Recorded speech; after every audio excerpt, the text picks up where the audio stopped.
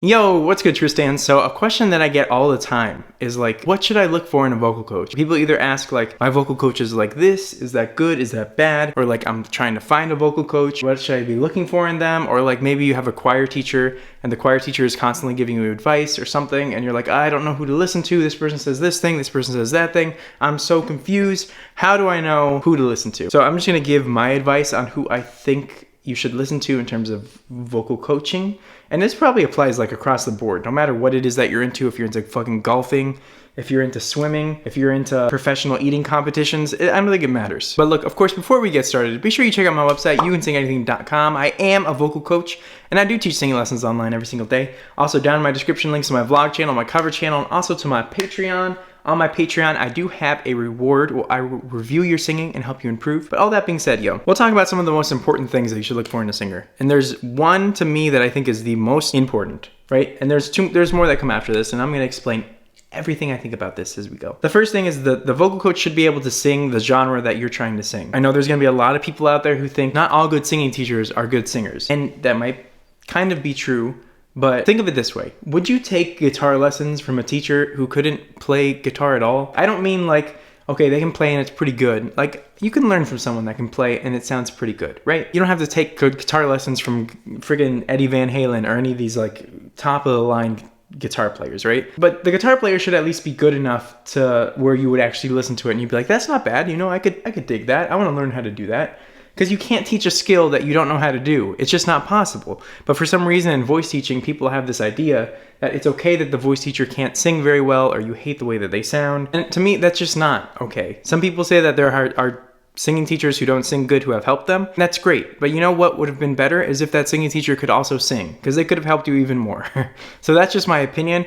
If you have the choice between a singer who can sing and a singing teacher who can't sing, you should pick the one that can sing, at least the genre that you want to know how to sing. And by the way, key word here is the genre you want to sing, because if the teacher is an amazing operatic soprano, that doesn't mean that they can teach you how to sing pop or teach you how to sing like Shawn Mendes, right? They're two completely different things. It's like if you're trying to learn how to do hip hop dancing and you went to a ballet teacher. Could the ballet teacher teach you some things about dancing? Sure, like why not? But you're not really going to get that much better at hip hop dancing by learning ballet. They can kind of cross over, but really you're better off just learning how to do hip hop dancing. You see what I'm saying? So that's super important. It's super important that the teacher sings the genre that you're trying to sing. Because otherwise, how are they going to teach you how to do the thing unless they know how to do the thing? To me, that's just a no-brainer. But anyway, let's move on. The next thing I think that's important is that they're well-researched or well-read in teaching and the research surrounding it. So it's one thing to be able to sing, but if you don't know what you're talking about, then you're not going to be able to help anybody. Like, some people just have amazing voices. They just do. It's unfair. It's fucked up.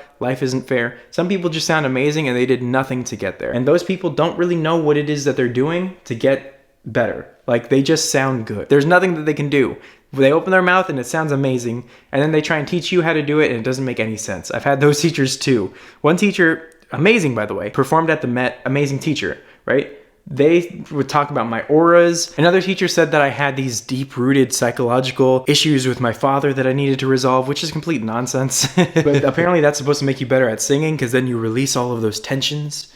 And then just because somebody is a good singer doesn't mean that they know what they're talking about or they can actually help you. And likewise, just because somebody has a big studio full of successful, well, I guess we'll talk about that next. Number 3, one thing that you should not be looking for in a teacher is how many famous people they've taught. Because that's just a big scam. How many famous people or how many successful people that they've taught. Like, yes, certainly a good teacher who can sing and is well researched will definitely have successful students. There's no doubt about it. But just because someone has successful students doesn't mean that they're any good at what they're doing. So for example, any teacher can have a celebrity come to them for one reason or another. Maybe they're friends with somebody that teacher taught, and the celebrity was like, what do I got to lose? Let's try it out. They took 2 or 3 lessons. They're like, maybe not for me. Let's move on. That teacher can then go around and say, I taught this person. I taught this person. It's a big thing, like especially in opera. It's funny. Everybody was Pavarotti's vocal coach at some point.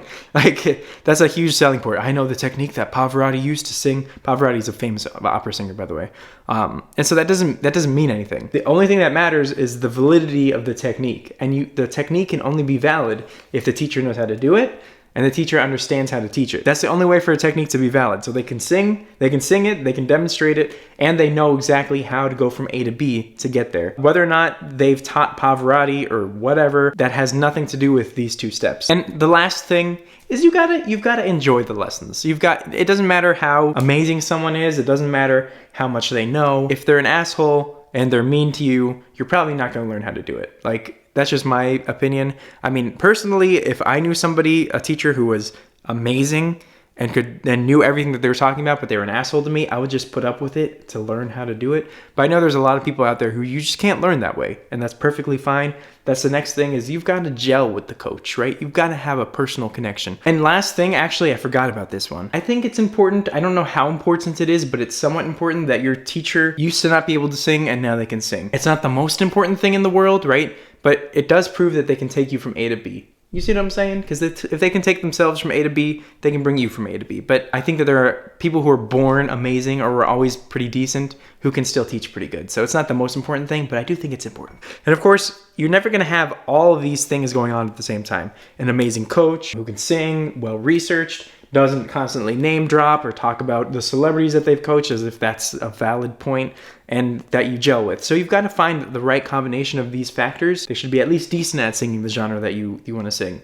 Or if they're not decent at it, at least they should be really, really, really, really smart, and you should connect with them, right? You should have some combination of these things. The name dropping thing, by the way, that's a huge red flag. I almost always avoid people who do that. It's never been a good thing for me when somebody spends most of their time talking about the successful people that they've taught. Almost never. Because if somebody is really, really good at what they're doing, I don't think they need to talk about that, because it should be apparent that what it is that they're doing actually works. They don't need to bring that up. Anyway, hopefully that is helpful. So in terms of like, should you leave your teacher? Should you find new teachers? You should always be looking for new teachers. Just try everyone out. See what you like.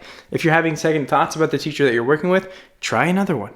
Like, there's so many out there. No reason not to, in my opinion. You can always come back if you need to come back. Some teachers have this thing where they act all hurt and offended when you leave their studio to practice, to learn from someone else. Just ignore that. If you pay them money, they'll take you back. So anyway, be sure you check out my website, youcansinganything.com, vlog channel, cover channel, and Patreon down in that description. Until next time, Tristans, peace out.